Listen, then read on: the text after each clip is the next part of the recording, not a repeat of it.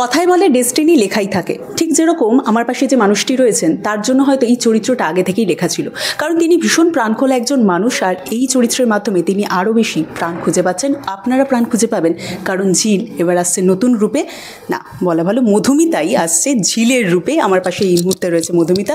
Madhumita, definitely ঝিলের চরিত্রটা ভীষণ ইন্টারেস্টিং।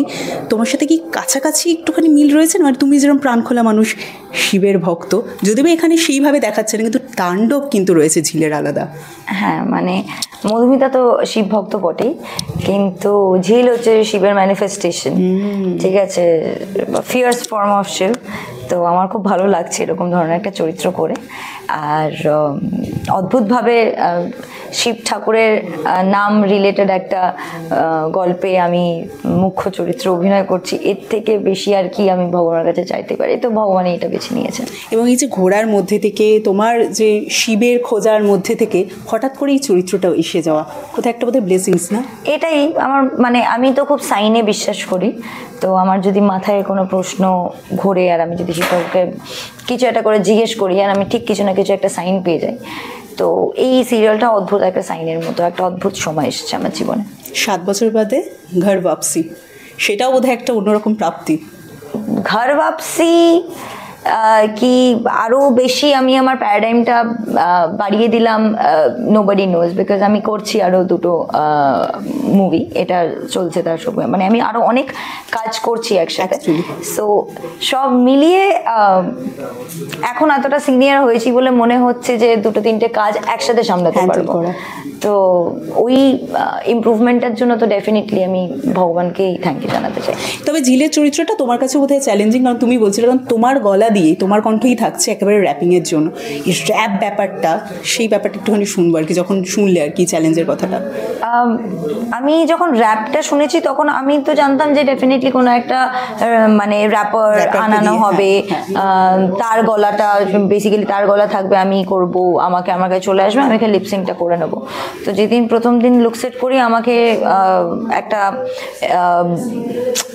লিস্ট, মানে একটা ওরকম লিরিক্স দিয়ে আমাকে বলা হয় যে এটা দেখতো তুই বলতে পারিস কিনা, তাহলে এটা রেকর্ড করবো। আমি যে এক্ষুনি রেকর্ড করবে মানে আমি বলতেই পারছি না, আমার দাঁতই ভেঙে যাচ্ছে, মনে হচ্ছে আমি এত আস্তে আস্তে বলছি আর ওখানে মানে খুবই তর্ব করে বলে। তো আমি একদম বুঝতে পারছি না। তো বলছে যে কি তুই 2-3 দিন টাইম নে, তুই তারপর দেখছি তোর গলায় যদি রেকর্ড করা যায়।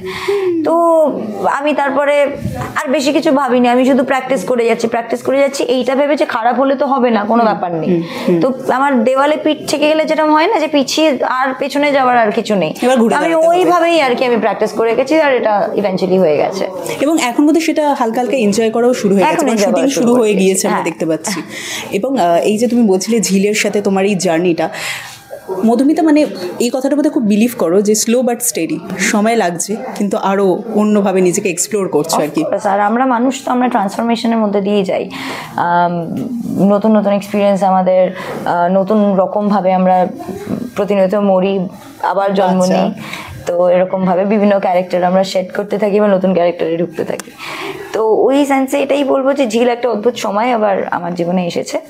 আর তারপর লীনাদির প্রজেক্ট, আর এত সুন্দর, মানে আমি যখন প্রোমোটা করেছি তখন তো একটা আভাস পেয়েইছি যে গল্পটা কীরকম হতে চলেছে, কিন্তু এখন আমি বলে বোঝাতে পারবো না, এমন এমন সিন আসছে আমার, মানে দিন ভালো হয়ে যাচ্ছে সিনগুলোতে পাঠ করে। এবার তো দর্শকদের দিন ভালো হওয়ার অপেক্ষা, বা বলা ভালো বিকেলটা ভালো হওয়ার অপেক্ষা, 5:30 থেকে 15 সেপ্টেম্বর।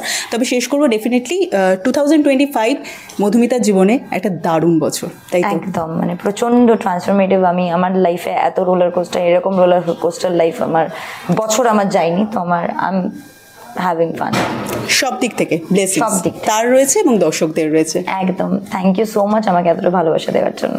তাই যদি তুমি তোমার দর্শকদের নিমন্ত্রণ জানিয়ে দাও 15 সেপ্টেম্বর থেকে। অবশ্যই 15 সেপ্টেম্বর থেকে প্রত্যেক দিন বিকেল 5:30টায় শুধুমাত্র স্টার জলসায় আসছে আমাদের নতুন ধারাবাহিক ভোলে বাবা পার করেগা। প্লিজ দেখবেন। অপেক্ষা আপনাদের ছিলই, তবে সেই অপেক্ষার অবসান ঘটবে 15 সেপ্টেম্বর থেকে, কারণ আসতে চলেছে ভোলে বাবা পার করেগা বিকেল 5:30টায়। অবশ্যই। Thank you so much.